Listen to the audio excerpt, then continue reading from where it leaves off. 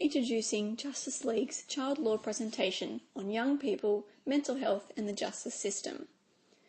Our aim of this presentation is to critically analyse the prevalence of young offenders suffering from mental health issues and the current supportive and preventative framework that is provided for these offenders in the criminal justice system.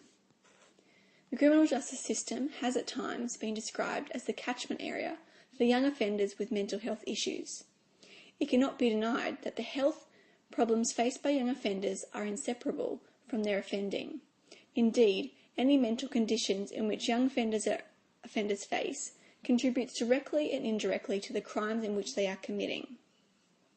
Young people are substantially different in their emotional, physical, mental capacities in comparison to adults, especially when dealing with the prosperity of facing charges within the criminal justice system. As a result, young offenders within the Australian legal system are considered vulnerable people.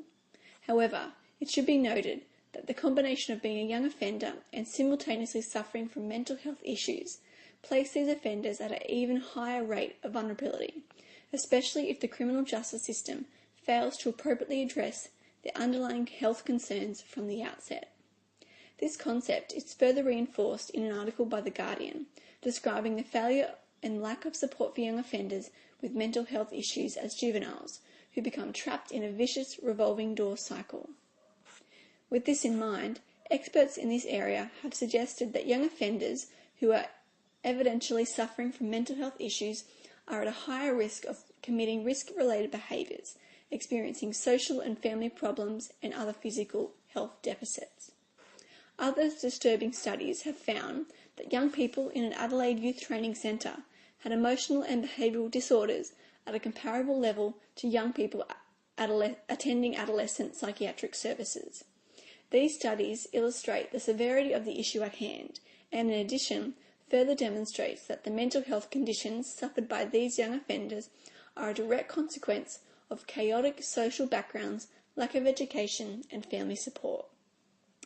Evidently, when it comes to young people who have so much of their life still ahead of them, it is important to address mental health issues which may be contributing to their offending as soon as possible.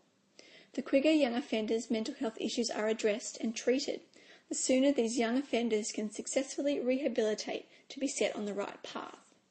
Experts have suggested that the only way forward in circumventing young offenders who continue to reoffend is to tackle the underlying problems that are affecting these young offenders head on.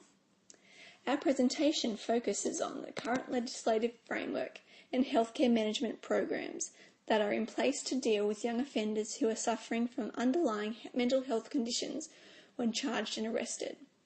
In assessing current statistics against the backdrop of the current Australian legislative framework, our group aims to decipher whether young offenders with mental health impairments necessitate a distinct criminal justice response and if our current mental health services adequately support the needs of young offenders. In analysing statistics, the prevalence of children in detention within New South Wales has increased continuously over the last 10 years. There are approximately 450 children within custody at any given time, with the mean age of first contact with juvenile detention at 13.6 years. The 2009 New South Wales Young People in Custody Survey states that 79% of participants had a record of detention with an average of 5 imprisonments. It can be inferred that this shows a cycle of reoffending amongst youth. Unfortunately, large majorities of young people within detention have at least one mental health disorder, if not more. The 3 most common psychological disorders experienced by detained adolescents are detention behavioural disorders, depression, anxiety and substance abuse disorders. Having a mental disability can impede the understanding of complex court proceedings and orders such as bail conditions.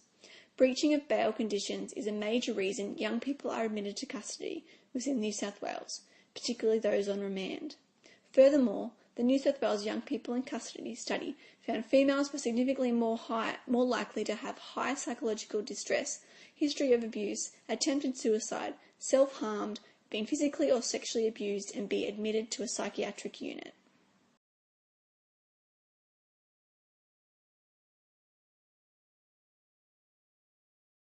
Created using Powtoon.